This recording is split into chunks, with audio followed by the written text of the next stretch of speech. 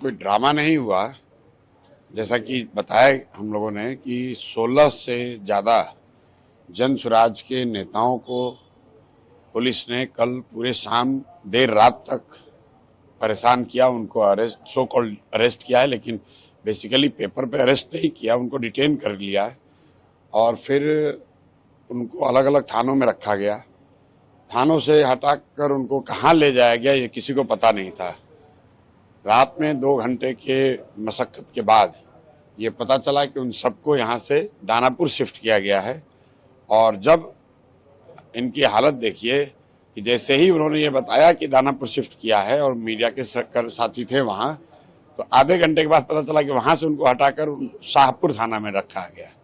तो हम लोग का ये इतना ही कहना है कि अगर उन्होंने कुछ गलती करी है, अगर कोई गैर कानूनी काम किया है तो उन पर आप केस कीजिए, लेकिन अगर वो नहीं उन्होंने किया है तो सिर्फ और सिर्फ सत्तारूढ़ दल बीजेपी की मदद करने के लिए, सरकार की मदद करने के लिए पुलिस राजनीतिक दल बनकर जन स्वराज के कार्यकर्ताओं को पकड़कर उनको सिर्फ इसलिए पकड़ रही है कि वो चुनाव में कुछ न कर सके। कुछ लोगों ने तर्क दिया कि ये बाहर के लोग थे, तो मैं आपको बता दूं कम से कम 10 ऐसे लीडर हैं जो कि सब पटना के रहने वाले लोग हैं।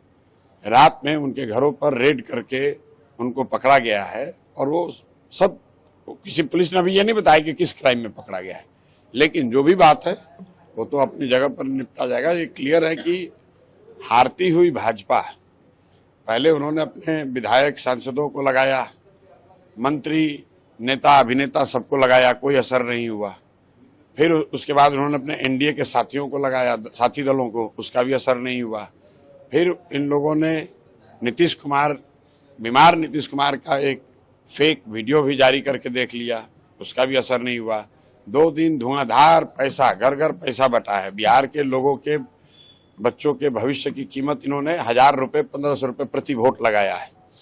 जब कुछ भी काम नहीं आया, लोग पैसा लेने के बाद भी नहीं जब डिगे, तो कल इन्होंने पुलिस का इस्तेमाल किया है। और पुलिस का इस्तेमाल किया इसलिए कि सारे जो जनस्वराज से जुड़े हुए लोग हैं उनको पकड़ें ताकि हम लोग को परेशान कर सकें। अब सारे लोग हम लोग तो आप देख रहे हैं थाने में बैठे हुए 3 बजे तक, लेकिन उसका कोई असर नहीं है। अभी चुनाव शुरू हुआ है, एक एक बूथ पर पोलिंग एजेंट, लोग कहते हैं कि भैया कोई पोलिंग एजेंट होना चाहिए। हर बूथ पर जो पोलिंग एजेंट है, 5 बजे लोगों ने रिपोर्ट किया है, 5:30 बजे रिपोर्ट किया है और मुझे खुशी है कि अच्छा पोल शांति से शुरू हुआ है और परिणाम अच्छा होगा। बीजेपी ने जो है वो एक कंप्लेन किया है इलेक्शन कमीशन में, कहा है कि वोटर आईडी अच्छे से चेक करना चाहिए क्योंकि जन स्वराज की तरफ से जो है फेक वोटिंग देने की कोशिश की जाएगी। बीजेपी ने बहुत दिन के बाद एक अच्छा काम किया है कि एक चीज उस पत्र में लिखा है कि फेक वोटिंग न हो, इसके लिए बहुत कड़ाई से एपिक कार्ड को देखा जाए। हम लोग इसका स्वागत करते हैं। राष्ट्रीय अध्यक्ष बीजेपी के लगातार कैंप किए हुए हैं पटना में कई दिनों से, क्या फर्क पड़ना है उससे?